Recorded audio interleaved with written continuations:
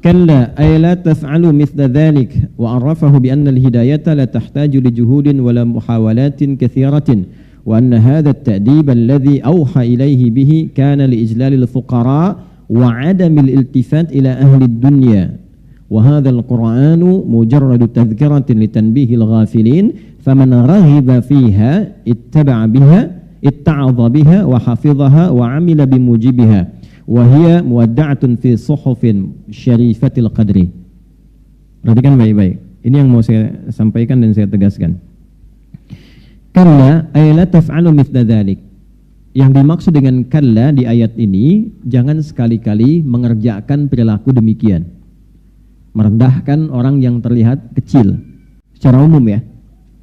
Hanya karena ingin mengangkat orang yang punya kedudukan besar. Menyenangkan orang-orang yang seakan terlihat punya wibawa. Jadi kita ingin disenangi orang, ingin terangkat kedudukan atau menyenangkan orang lain, tapi ditempuh dengan cara merendahkan yang kecil. Ini makna lainnya yang ditampilkan dalam tafsir ini. Maka jangan pernah terdorong untuk mengerjakan yang demikian. Teruskan dulu. Wa arrafahu bi annal hidayata la tahtaju li juhudin wa muhawalatin katsirah. Karena begini, dalam kondisi kita ingin memberikan petunjuk dan hidayah, yang paling pokok itu kembali pada pemberi ya. Siapa? Allah. Saya ulangi, yang memberikan hidayah siapa? Yang punya hidayah siapa? Baik ya, hidayah itu jenisnya banyak Pak. Mohon maaf. Yang pertama, ada hidayah pada orang Islam. Jangan disimpulkan hidayah itu dibatasi pada non-muslim dengan kondisi masuk Islam saja, tidak. Ada hidayah yang diberikan pada orang Islam yang sudah beriman. Bentuknya apa? Ya, bentuknya kecintaan untuk meningkatkan amal soleh.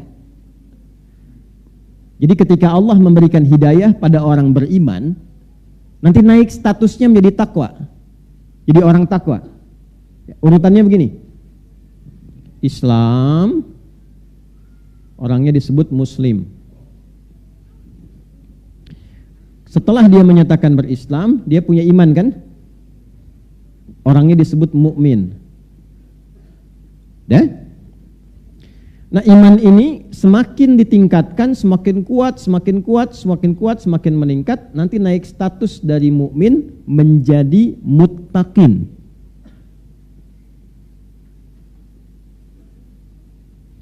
Di sininya takwa.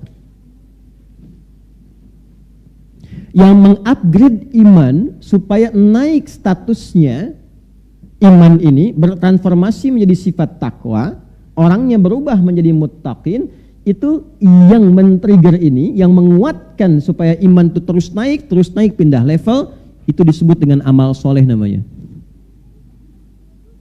Amal soleh. Karena itu sering kita dapati kalimat iman di Al-Quran bersanding dengan amal saleh. Wal 'asr innal insana lafi innal ladzina wa. Nah, seseorang yang diberikan oleh Allah hidayah, padahal dia sudah berislam, sudah beriman, maka bentuk yang tampak dari hidayah itu diberikan kecintaan, kesenangan pada orang beriman itu untuk meningkatkan amal solehnya. Sehingga terus meningkat imannya dengan amal soleh itu. Dan berubahlah dengan itu menjadi pribadi muttaqin. Ini yang dimaksud pembuka surah Al-Baqarah dari ayat 2 sampai 5 itu. Dzalikal kitabu la hudal lil. Nah, bagaimana praktek hudalil muttaqin itu? Imannya dinaikin dari amanu menjadi yu'minun. Alladzina yu'minuna bil ghaibi. Lalu disupport amal soleh. Wa yuqimunas wa mimma razaqnahum. Walladzina yu'minuna bima unzila wa ma unzila min wa bil akhirati hum. Nah, itu naik statusnya.